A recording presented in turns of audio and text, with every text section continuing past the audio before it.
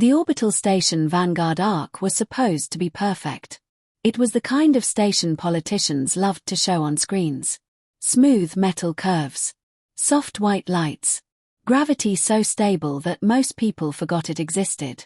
Elias Rowe never forgot it. He was upside down inside a maintenance shaft when gravity failed for half a second. Half a second was enough.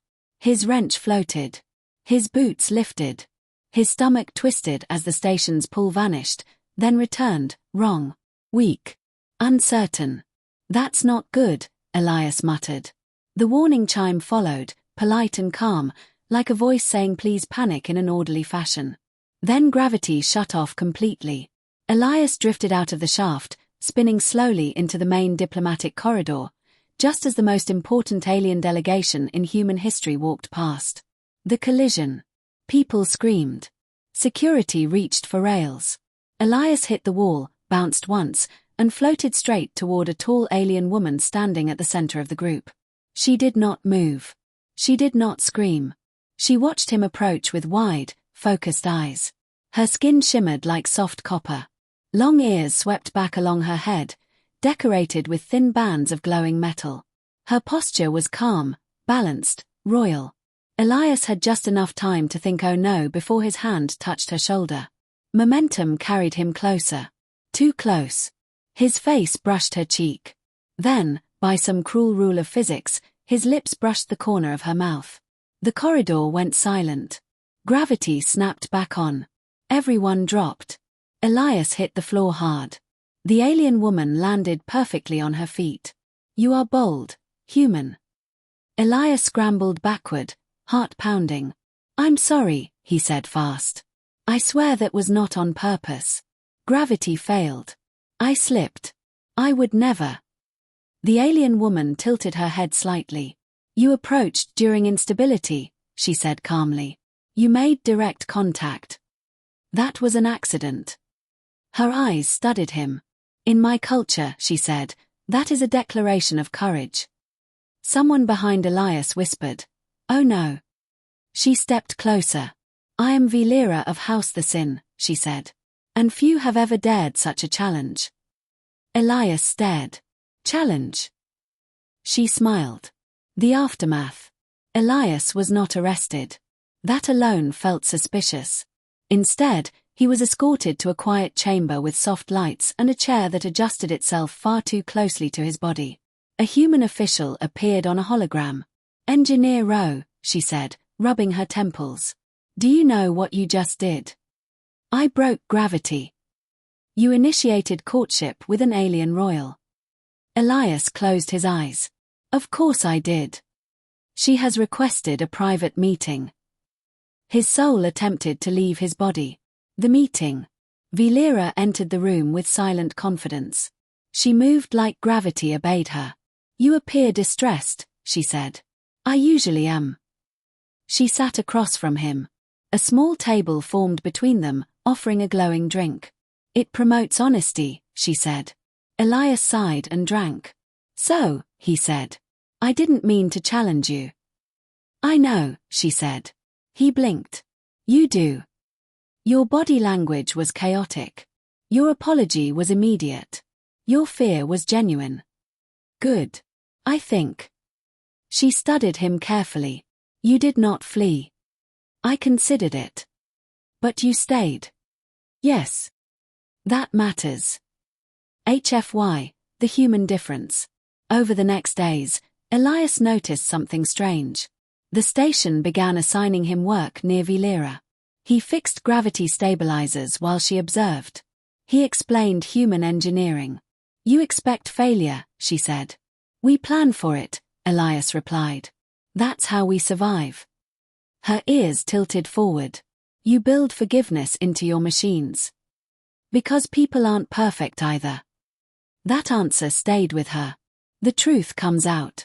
A diplomatic council confronted Elias. Your presence is influencing negotiations, one ambassador said. I tripped, Elias replied. You continued afterward. That hurt more than he expected. Later, Elias found Vilera in the station archive, surrounded by floating data crystals. You are hiding something, she said. He nodded. I never meant to pursue you. It was an accident. Everything after that. I just didn't want to lie. She listened quietly. That is courage, she said. No, Elias replied. It's honesty. In my world, she said softly, they are the same. The decision. During the final diplomatic address, Velira stepped forward. She spoke clearly. An action born of chance can still reveal truth, she said. The human engineer did not act with intent, but he chose to remain. He chose honesty over safety. She turned to Elias. That choice matters. The hall remained silent. Then applause followed. Not for romance. For trust. The ending. Later, Elias stood by the viewing window, stars sliding past. Velira joined him. You will return to your work, she said. And you to your people. Yes. She reached for his hand, this time on purpose. Human courage, she said, is not loud. It is stubborn. Elias smiled. We're good at staying. The station hummed steadily. Gravity held. And for the first time, Elias felt like he truly belonged among the stars. The quiet after the storm. After the diplomatic address, Vanguard Arc returned to normal life. That alone felt strange. Elias Rowe expected consequences. Reassignment. Isolation. Maybe a polite message telling him to never again stand within 50 meters of an alien royal. Instead, the station hummed calmly. Gravity stayed stable. And his schedule stayed complicated. Every morning, his console listed normal engineering tasks. Power regulation. Structural checks. Gravity harmonics. And always, somehow, those tasks placed him near Velira of House the Sin. Elias noticed. So did everyone else. Whispers and wait. Crew members watched him differently now. Some nodded with respect. Some avoided him entirely. One security officer muttered, "That's the guy who challenged a princess by falling on her." Elias did not correct him. Correcting people required energy, and Elias was very tired. He focused on work. He always did. Machines made sense. People were unpredictable. Aliens even more so. Still, Velira kept appearing. Not chasing him. Not demanding anything. Just present. A request, not an order. 3 days later, Velira sent a message. It was short. Request. Walk and observation. Location, outer promenade ring. Time, flexible. Flexible was dangerous. Elias accepted anyway. Stars and silence. The promenade ring curved around the station like a glass ribbon. Beyond it, space stretched endlessly. Cold. Quiet. Honest. Velira stood near the window, hands behind her back. You came, she said. I usually do when gravity behaves, Elias replied. She made a soft sound that might have been amusement. They walked slowly. For a long time, neither spoke. Elias let the silence exist.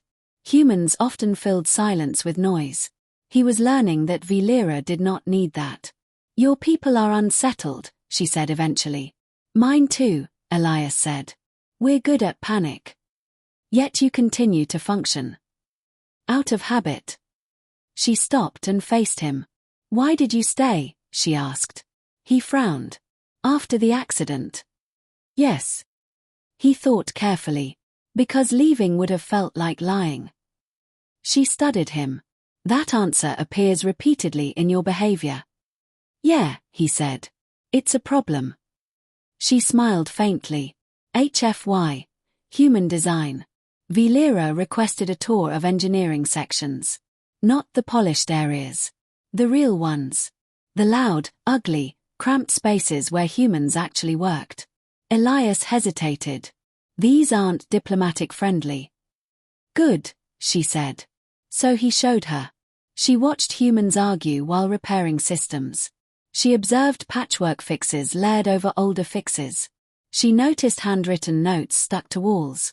Why do you not remove old solutions? She asked. Because they still work, Elias said. Or they might later. You prepare for failure. We expect it. Her ears angled forward slightly. You do not see failure as weakness. No, Elias said. We see it as information. That answer stayed with her. The first real threat. The first real problem hit during the station's night cycle. Elias was asleep when alarms tore through his quarters. Not polite alarms. Urgent ones. Gravity fluctuation. Sector C. Elias rolled out of bed and ran. By the time he reached the control hub, lights flickered.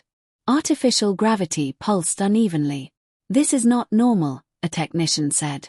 Elias scanned the data. Something was wrong. Very wrong. The gravity core was being interfered with, from outside the station. That's not mechanical, Elias muttered. That's deliberate. Sabotage. Security sealed the station. Alien delegates were escorted to protected zones. Velira refused. I will observe, she said calmly. Elias did not argue. He was busy trying to stop everyone from floating into walls. The interference came in pulses. Precise. Intelligent. This isn't an accident, Elias said. Someone is testing us. Or sending a message, Velira replied. The gravity spiked. The station shuddered.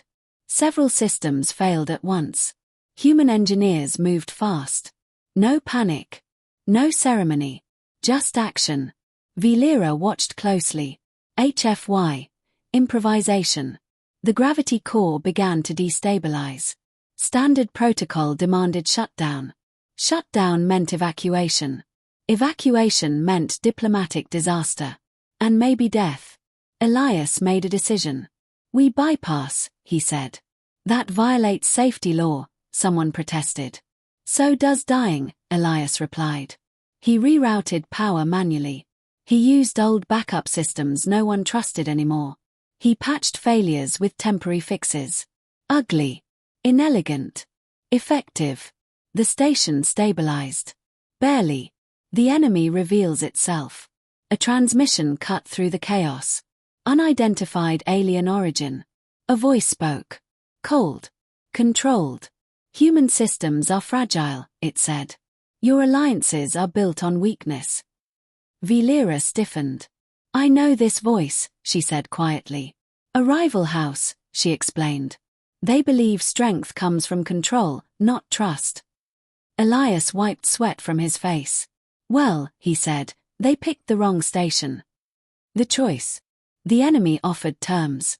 Hand over Velira. End the interference. Save the station. Silence filled the control room. Velira stepped forward. I will not be traded, she said calmly. Elias spoke before thinking. No. Everyone turned. No. Velira repeated. No, Elias said again. We don't solve problems like that. The enemy laughed. You are insignificant. Elias smiled thinly. That's what everyone says right before we make things worse for them. Human courage, alien witness. Elias coordinated a risky plan. Not elegant. Not perfect. Human. They used feedback loops. They overloaded the interference signal. They turned instability into a weapon. The gravity field pulsed outward. The enemy ship lost control. Its systems collapsed. The signal vanished. The station stabilized. Slowly. Silence returned. Aftermath. Damage reports flooded in. But Vanguard Arc stood. Alive. Velira looked at Elias with something new in her eyes. Not curiosity. Respect. You chose defiance over safety, she said. We chose everyone, Elias replied. That is not common. It should be. The final conversation. Later, in the promenade ring, Velira stood beside Elias again. You could have given me to them, she said. That was never an option. Even knowing the risk. Especially then. She faced him fully. In my culture, she said, alliances are written in bloodlines and law. In mine, Elias said, they're written in who shows up when things break. She considered this. Then she reached out and touched his hand. Deliberate. Clear. This was not an accident, she said.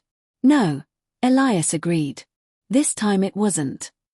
The ending. Velira would leave soon. Politics demanded it. Worlds had gravity of their own. But something had changed. Not romance. Not ownership. Trust. Vanguard Arc drifted onward. Human built. Alien watched. Still imperfect. Still standing. Elias returned to his work. Gravity hummed. Stars burned quietly beyond the glass. And somewhere between failure and courage, humanity had once again proven something simple. They did not need to be the strongest. They only needed to stay.